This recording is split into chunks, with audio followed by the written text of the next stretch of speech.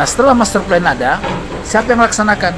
Ya pemerintah. Iya. Nah, di sini saya pikir pemerintah bersama DPRD itu kata kunci. Berarti menurut perlindungan purba, BODT ini sangat layak ya untuk menjaga fungsi koordinasi itu. Ya sangat layak, tetapi ditingkatkan komunikasinya. Soal keramah tamahan, ini gimana menurutnya? Ya memang kita harus banyak belajar lah.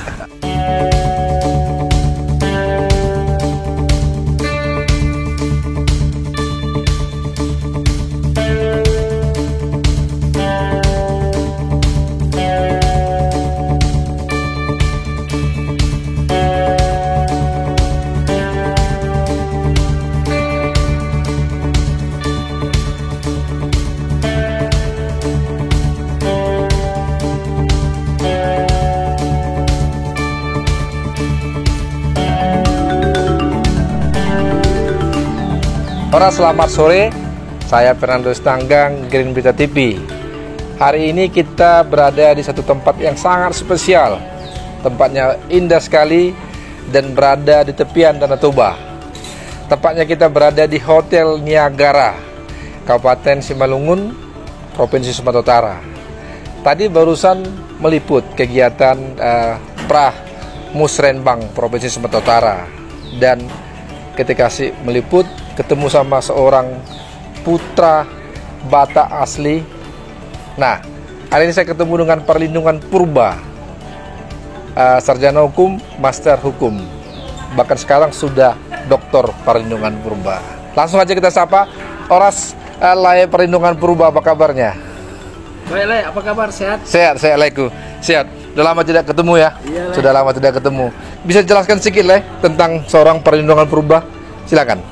Baik, terima kasih Lai. Selamat sore kepada kita. Iya. Dan saya pikir ini adalah hal yang baik ya. Iya. Nama saya Perlindungan Purba. Jadi saya lahir tanggal 22 bulan 10 tahun 63. Iya. Dari seorang ibu. Iya. Saya sebut tadi kalau saya ini anak kambingnya Parna ini, Stanggang. Ibu saya baru tanggang. Iya. Mamanya bapak saya baru tanggang. Iya. Dan istri saya baru tanggang. Iya. Dan ya begitulah, mereka sekarang sudah jadi pendoa di surga. Pendoa di surga ya. Nah, Ya. Jadi saya mempunyai 4 orang anak. Iya. Yang nomor 1 Dr. Agus Purba, Agustinus Hamonangan Wilson Purba, dia dokter spesialis THT sekarang. Iya. Sudah itu Margaret Eka Silviana Purba, notaris. Iya. Sudah itu Patricia Miriam Diana Purba, jadi sarjana hukum tapi bergerak di bisnis. Iya. Dan yang kecil adalah Putri Grace Aiko, semester 5 sekarang di Fakultas Kedokteran. Wow, luar biasa. Nah, sebenarnya saya bingung nih. Kalau Lai Purba mengatakan anak kambingnya Parna, khususnya Stanggang, pingin sebenarnya saya manggil Abang Buru, tetapi kebetulan orang rumah saya Purba, Pantang kan gitu kan, Pantang. Jadi sepakatlah kita merlaya teh. Siap. Baik. Lai Perlindungan Purba. Nama Perlindungan Purba tidak asing lagi ya di tengah masyarakat Sumatera Utara. Nah, sedikit tentang profil Lai Perlindungan Purba yang mengabdi kepada masyarakat di Sumatera Utara. Pernah jadi anggota DPD ya? Boleh ceritakan itu, Lai? Jadi memang benar tahun 2004 sampai 2019 15 tahun. 15 tahun. 15 tahun sebagai anggota Dewan Perwakilan Daerah Republik Indonesia. Iya. Kalau di luar negeri katanya mirip-mirip senator lah. Senator lah ya, iya. Dan Dewan Perwakilan Daerah ini adalah hanya 4 orang tiap provinsi. Iya. Dan di Sumatera Utara hanya 4 orang, sama di seluruh provinsi. Dan dalam kegiatannya adalah tugasnya mewakili kepentingan daerah. Kepentingan daerah. Jadi tidak mewakili kepentingan partai politik. Kalau partai politik kan DPR ya. Iya. Jadi kami benar-benar ya seperti gini. Saya jadi teringat waktu saya sebagai anggota DPD menghadiri Musrenbang. Sehingga kita tahu apa rencana daerah itu, provinsi, kabupaten, dan bahkan saya sebulan yang lalu menghadiri Musrenbang Kabupaten Nias Utara di Afulu. Di Afulu. Jadi memang kalau melihat dari segi program itu dari bawah ya. Iya. Memang bagus. Bottom up ya. Ya, bottom up sekarang ini. Sejak pemerintahan Bapak Jokowi Amin ini betul-betul dari bawah perencanaan daerah itu. Nah, jadi saya melihat bahwa sewaktu saya bertugas sebagai anggota DPD, cukup masih banyak yang belum dikerjakan. Dan sekarang walaupun saya tidak sebagai anggota DPD, tapi naluri itu masih ada. Iya, itulah makanya saya pernah lihat Instagramnya Perlindungan Purba. juga Facebooknya. Sebentar saya lihat ini kok ngomong tentang perlindungan purba ya. Rupanya ada seorang yang mengaku belum kenal perlindungan purba, hanya ngetek saja ada persoalan listrik di daerahnya, langsung seorang sosok perlindungan purba langsung turun, langsung membantunya sehingga listriknya kembali berjalan dengan baik. Itu gimana ceritanya itu? Ya, jadi itu kan ya terus terang aja waktu 15 tahun saya membina karir sebagai anggota DPD, sudah terbentuk klaster-klaster itu. Jadi klaster listrik misalnya di Pulau Nias, sudah kita bentuk. Jadi situ ada PLN, ada masyarakat. Sudah itu di tempat lain misalnya masalah banjir. Jadi kan masing-masing daerah itu, kita 23 kabupaten kota di Sumatera Utara ini kan punya masalah-masalah berbeda. Kalau kayak di Medan masalahnya adalah masalah banjir. Kalau di Nias masalah listrik, masalah jalan. Nah, itu yang dihadapi sana. Di daerah lain mungkin masalah pupuk. Nah, ini kan klaster-klaster ini masih ada. Jadi pada suatu hari itu di tag di dalam WhatsApp grup, ada WhatsApp grup PLN namanya. Dia bilang dia di depan tempat beribadah karena tiang kabel tidak ada, kabelnya menyentuh bangunan listrik bangunan gereja ya. Nah, tetapi tidak dikerjakan, artinya kan kalau ini kan segera diatasi gitu. Nah, dia berusaha menghubungi PLN, ternyata kesulitan mungkin pada saat itu ada kesibukan lain kan, terbatas juga tenaga PLN. Jadi mungkin dijanjikan mungkin minggu depan begitu. Tapi begitu saya tengok, saya telepon, saya SMS, saya datang besok, berketepatan saya di Nias tuh menghadiri musrenbang seperti ini juga. Nah, jadi kalau kita makin sering ke daerah itu makin lihat. Dan saya bilang saya datang, dan syukur saya berterima kasih di PLN. PLN mau datang, kita jumpa ya di sana. Nah, ini kami jumpa di sana dan selesai. Baik, luar biasa. Jadi yang begitu-begitu juga sering di suatu daerah. Bahkan saya pernah dapat di masyarakat itu gara-gara listrik juga gitu. Nah, memang ya kita kan dulu kekurangan listrik, tetapi sekarang Nias itu udah kelebihan listrik. Justru kelebihan listrik ya. Cuma masalahnya jaringannya. Pembagiannya sudah banyak di sana berarti. Sudah, justru kita mengharapkan banyak investor datang ke sana sehingga listrik yang tersisa itu bisa dipakai. Bisa dipakai ya ke daerah lain. Karena di Nias kan belum tumbuh industri. Nah, kita mendorong supaya Nias itu 4 kabupaten ya, Nias Utara, Nias Selatan, Nias Barat, Nias Induk, sama wali kota Gunung Stoli. Kota Gunung Stoli. Nah, itu kan penduduknya 800.000. Nah, itu supaya terus berkembang. Nah, kembali itu juga kita ke Simalungun. Saya kan orang yang berasal dari suku Simalungun. Nah, kita mendorong. Nah, tadi bicarakan di musrenbang, yaitu kawasan industri Simalungun. Nah, itu bagus. Dan juga di daerah lain, misalnya tadi yang saya dengar jalan rusak di Toba, 4 kecamatan. Nah, saya dengar sudah diatasi di Tanah Karo. Di seluruh kabupaten kota ini kita terlibat untuk memberikan perhatian. 23 tentu kan yang kita bicarakan yang mayor-mayor saja. Kalau yang bisa diatasi kan tidak perlu lagi. Inilah peran kita sebagai anggota DPD dahulu gitu. Nah, saya melihat selama jadi anggota DPD sebelumnya ya, kebetulan 2019 lalu tidak terpilih ya, setelah 3 periode 2019 tidak terpilih. Tetapi saya melihat selama perlindungan purba menjadi anggota DPD itu aktif sekali ke lapangan. Aktif sekali ke lapangan. Bahkan sekarang juga tidak anggota DPD, aktif juga ke lapangan. Memang punya punya motivasi apa sih sebenarnya sehingga seorang perlindungan purba itu selalu terus ke lapangan? Jangan-jangan sebelum seorang Presiden Jokowi suka belusukan, ya mungkin ya belusukan belum terkenal karena ketika itu masih wali kota Solo ya. Seorang perlindungan purba juga saya melihat bahkan tahun 2013 sudah sering belusukan ya. Tahun 2010 juga sudah sering belusukan saya lihat ketika menjadi anggota DPD. Memang ini motivasinya apa ini kira-kira ini? Ya, jadi begini ya, kita kan punya ibu saya, Ibu Sawi Stanga adalah seorang bidan. Seorang bidan pelayan kesehatan lah ya. Pelayan kesehatan yang kerjanya melayani masyarakat. Nah, dan dia berhasil mendirikan rumah sakit. Dan Universitas Sari Mutiara, namanya Rumah Sakit Stanggang. USM ya. Nah, dan itu. Jadi kita pun termotivasi berbuat hal yang sama, tapi mungkin bidangnya lain. Bidang berbeda. Nah, yang bisa mungkin adalah ya seperti gini, sebagai anggota legislatif. Artinya tugasnya memberikan masukan kepada pemerintah. Sudah itu memberikan masukan di bidang anggaran.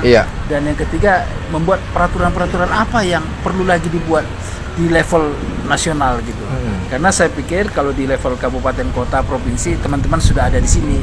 Karena perlu juga kita menjaga kepentingan daerah di pusat level ya, nasional. level nasional ya. Baik.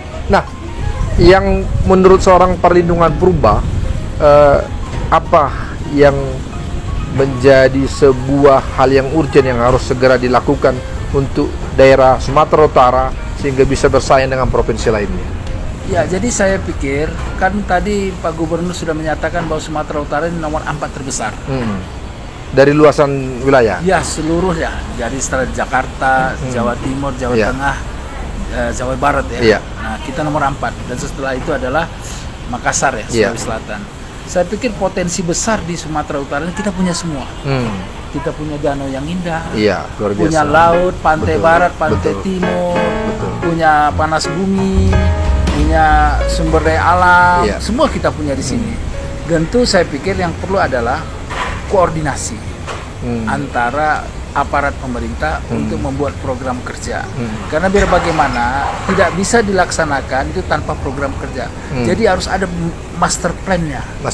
Misalnya penanganan banjir di Medan, nggak bisa hanya Medan, dia harus terpadu dengan Tanah Karo, Simalungun, dari hulu sampai hilir. Nah, sudah itu master plan penanganan misalnya masalah perikanan, tambak dan lain-lain. Nah, kan harus diatur sampai kepada supply chain-nya. Sudah itu master plan soal keuangan, bagaimana supaya perekonomian ekonomi keuangan kita satukan aja, UKM itu tumbuh dan berkembang. Bagaimana? Tentu harus difasilitasi, didukung, dan mungkin perlu dijoinkan dengan perusahaan-perusahaan besar, tetapi sebagai mitra ya, bukan sebagai anak induk itu, bukan. Saya pikir banyak di bidang kesehatan juga perlu master plan-nya. Nah, setelah master plan ada, siapa yang laksanakan? Ya pemerintah. Nah, di sini saya pikir pemerintah bersama DPRD itu kata kunci.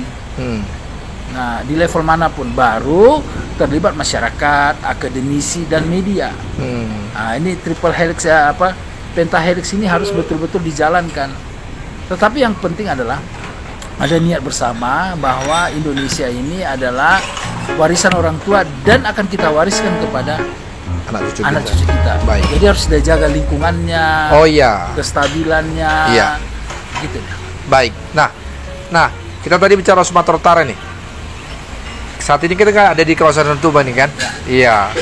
Kawasan Danau Toba itu ada 7 kabupaten dan saat ini sudah menjadi kawasan strategis pariwisata nasional. Nah, tetapi bahkan sebelum pandemi juga wisatanya sudah mulai merosot ya. Dan setelah pandemi apalagi. Nah, bagaimana konsep seorang perlindungan purba, dokter perlindungan purba untuk kembali wisata di KSPN ini bangkit kembali? Padahal Jokowi kan sudah, kalau nggak salah sudah 3 kali berkunjung ke sini nih. Nah, bagaimana konsep seorang perlindungan purba? Ya, saya pikir konsep saya adalah memberikan masukan kepada pemerintah. Karena yang melaksanakannya pemerintah daerah.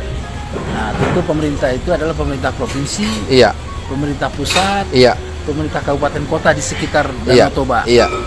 Jadi saya tidak mengajari, tetapi mereka lebih tahu. Betul. Cuma mungkin saya memberikan saran bahwa harus ada keterpaduan dalam rangka pengembangan wilayah. Nggak bisa Humbang sendiri, nggak bisa. Dia harus Humbang berpaketan dengan Dairi, karena walau berdekatan dengan Toba, dengan Samosir, dan Simalungun, dan yang terkait dan Karo, karena ini merupakan satu kawasan. Dan kita bersyukur ada BODT, Badan Otoritas Danau Toba. Berarti menurut perlindungan purba, BODT ini sangat layak ya untuk menjaga fungsi koordinasi itu. Ya, sangat layak, tetapi saya melihat dia harus ditingkatkan komunikasinya. Ya, jadi komunikasi yang ditingkatkan bagaimana ini kira-kira? Karena kalau tidak salah BODT itu kan mempunyai 2 otoritas ya. Satu otoritas koordinatif dan satu lagi otoritas langsung. Ya, otoritas langsung itu yang mungkin di kawasan Sigapiton itu kan. Nah, tetapi kan dia harus berkoordinasi juga dengan yang kabupaten kota yang ada di sana, itu wewenang dia, itu kan perpresnya. Nah, saya rasa mungkin dengan Pak Kepala BODT yang baru ini itu bisa dilaksanakan. Ya. Nah, sekarang ini kan pemerintah sudah membuka ruang nih untuk wisatawan mancanegara masuk ke Indonesia ya. Kalau nggak salah sudah memperbolehkan untuk berwisata ke Indonesia langsung dari negara asal. Nah, dan itu sudah dilakukan di beberapa bandara.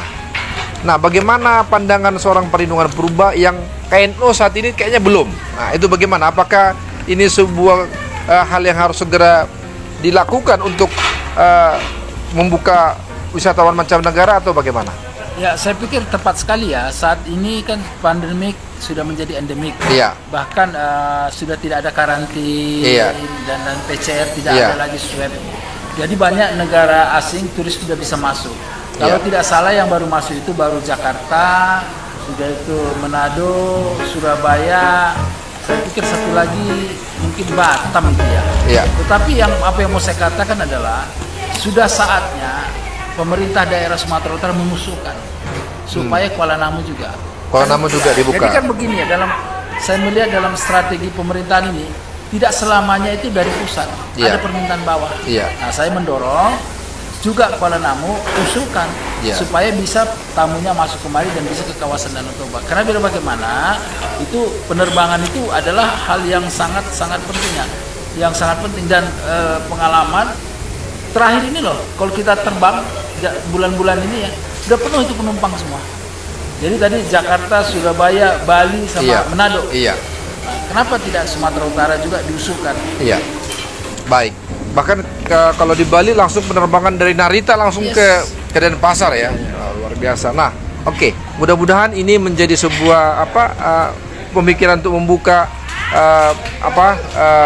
kebijakan pemerintah supaya bisa memperbolehkan wisatawan mancanegara bisa langsung masuk ke Kuala Namu untuk wisata ke kawasan Toba.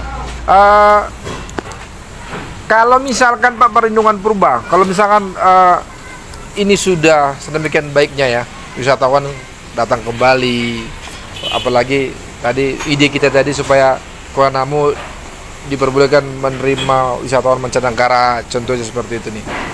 Gimana seorang perlindungan purba memberikan semacam masukan kepada pemerintah kabupaten yang ada kawasan Danau Toba untuk mempersiapkan diri menerima wisatawan kembali. Artinya kan tuan rumah itu harus tetap mempersiapkan seluruhnya agar tamu itu benar-benar raja di tempatnya. Kira-kira gimana? Apa masukannya? Paling utama lah. Sebenarnya ini budaya Batak ini kan sangat bersahabat sekali. Iya. Asal tahu klik. Iya. Dan mungkin cara teknik memasarkan budaya, memasarkan pariwisata di Bali berbeda dengan sini, nggak bisa disamakan. Berbeda ya? Harus berbeda, ada spesifik ya. Apa yang menurut perlindungan purba ini berbeda nilai? Ya pertama, karena di sini kan raja semua. Oh, akar raja teh. Akar raja. Anak ni raja, guru ni raja teh. Tapi bisa diselesaikan. Bisa diselesaikan. Bikin tonggo raja. Berpunggak ke raja. Berpunggak ke raja isi seperti dia. Jadi ada musyawarah mufakat dan kesepakatan bersama. Iya. Dan saya pikir ada lagi kalau bisa setiap event dalam kehidupan itu bisa menjadi objek wisata. Misalnya ada orang meninggal, ada orang kawin, kan kita ada seremonial, silakan aja bisa ditinjau oleh wisata gitu. Jadi berjalan seperti biasa gitu. Kalau di Bali kan biasa, mereka melaksanakan ibadahnya kan biasa saja, Nah mungkin yang begini-begini juga sudah bisa disampaikan. Kalaupun ada orang asing datang ya silahkan, sehingga dia bisa memperkaya wawasan dia tentang adat budaya orang Batak ini. Artinya kegiatan-kegiatan budaya keseharian masyarakat itu bisa jadi atraksi ya? Iya. Jadi suku-suku kita kan kaya di sini. Karo, Papa, Dairi, Simalungun, Toba. Wah, ini kan kaya. Maunya biar aja begitu. Iya. Nah, sehingga akan menjadi sesuatu yang menarik gitu bagi masyarakat. Baik. Soal Kerama Temahan, ini gimana menurut seorang perlindungan purba ini? Ya, memang kita harus banyak belajar lah. Kita harus akui, kalau kita bilang horas gitu kan orang udah takut horas. Apa ini gitu kan? Kalau orang Jawa kan nun sewu kan bagus. Padahal maksudnya horas kan. Nah, tapi harus dikasih tahu juga kepada turis asing. Memang orang kawasan Danau Toba ini ngomongnya keras ngomongnya, hatinya selembut salju. Nah, mungkin itu kiat baru juga. Iya, betul. Jadi nggak perlu khawatir ya. Nggak perlu khawatir.